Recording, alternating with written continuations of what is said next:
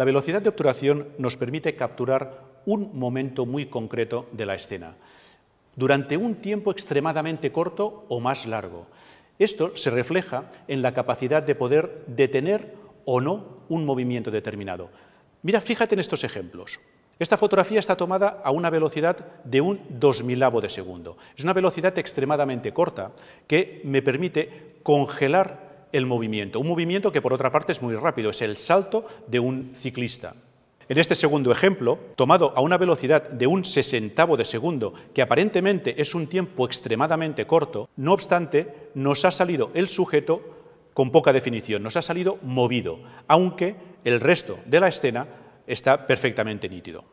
En este otro ejemplo, por el contrario, tomado a un 30avo de segundo, la cámara se ha movido mientras estaba haciendo la exposición, con lo cual toda la escena ha salido borrosa. En la siguiente, en cambio, con la misma velocidad de obturación, la cámara se ha movido siguiendo el sujeto, se ha movido a la misma velocidad, con lo cual tenemos un fondo con mucho movimiento y un sujeto nítido. Este tipo de fotografía es la que hacemos cuando queremos fotografiar escenas con mucho movimiento, escenas deportivas, carreras de coches, de motos, atletas corriendo. Transmitimos una acusada sensación de velocidad, de dinamismo. En cambio, en esta siguiente toma, la cámara está firmemente sujeta con un trípode y lo que se mueve es los elementos que hay en la escena. En este caso es una fotografía nocturna tomada a altas horas de la noche y la única luz que hay es la luz de las farolas, la luz de los establecimientos y, sobre todo, lo que nos da mucha sensación de movimiento es el trazo de las luces de los coches, yendo por esta calle o los que dan la vuelta por la esquina. También, fíjate que los personajes que aparecen en la fotografía son reconocibles a pesar de los 30 segundos de exposición. Vemos que hay gente en la escena, aunque lógicamente no tienen nitidez, están movidos.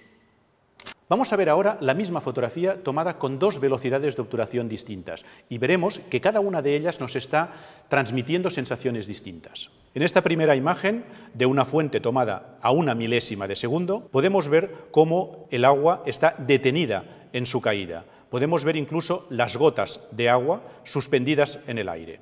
La segunda, en cambio, tomada con 10 segundos de exposición, el agua está completamente movida. El efecto es totalmente distinto.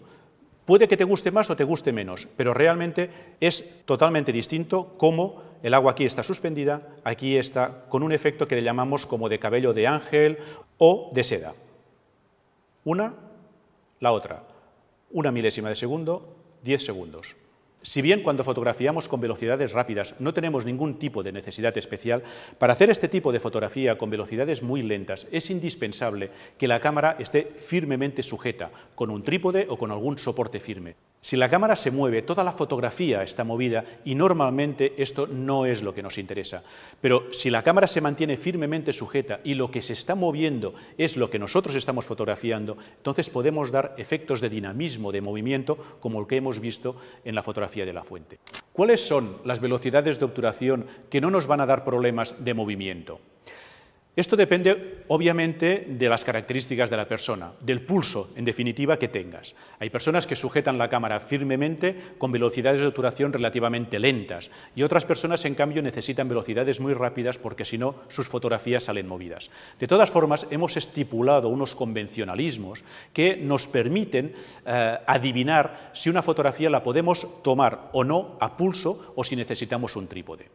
Estos convencionalismos nos dicen que, dependiendo de la distancia focal del objetivo que estemos utilizando, podemos utilizar velocidades de obturación más rápidas o más lentas.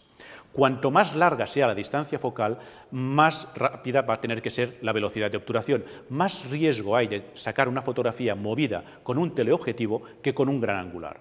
Por tanto, para saber qué es lo que tenemos que ajustar en la cámara, decidiremos que utilizaremos aquella velocidad de obturación que esté lo más cerca posible de la distancia focal que estemos utilizando en aquel momento. Por ejemplo, si estoy utilizando un objetivo de 150 milímetros de distancia focal, la velocidad de obturación que más se acerca estará rondando 125. Si en cambio estoy utilizando un objetivo de 50 milímetros, deberá ser una velocidad de obturación como mínimo de un sesentavo de segundo. Si estoy utilizando un 300, tendré que procurar que la velocidad de obturación esté como mínimo lo más cerca posible a estos 300, por tanto, un 250avo, un 300 de velocidad.